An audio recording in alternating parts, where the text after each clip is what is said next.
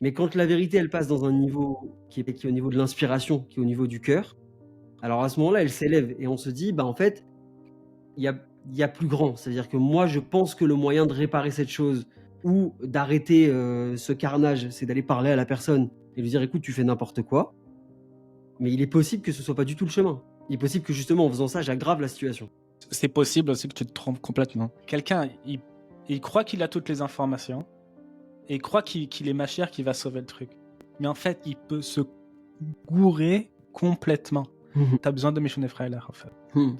Parce que toi, ce que tu vois et ton émet à toi, pour pouvoir le jeter complètement, il faut Michonne Freiler. Il faut arriver dans un état de subconscience, de supraconscience. Tu vas dans une autre dimension. Et ça, cette dimension-là, c'est Michonne Freiler. Tu dois savoir que tu sais rien. Et combien de fois le Rabbi Shlomo Karlibar, tout le temps, il raconte des histoires et dit You never know, you never know. Toutes ces histoires, c'est tu sais jamais. Tu sais jamais ce qui se passe. Tu sais pas ce qui se passe dans la vie de quelqu'un d'autre. Tu sais pas qu'est-ce qu'il a fait, Bémet.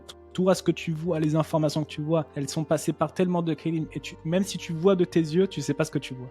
Et ça, c'est avec toi, tu dois faire. Meshone Freiler. Même ce que tu vois, tu as les preuves de toi-même, tu dois pas y croire. Ça, c'est Meshone Freiler. Tu dois passer au-dessus.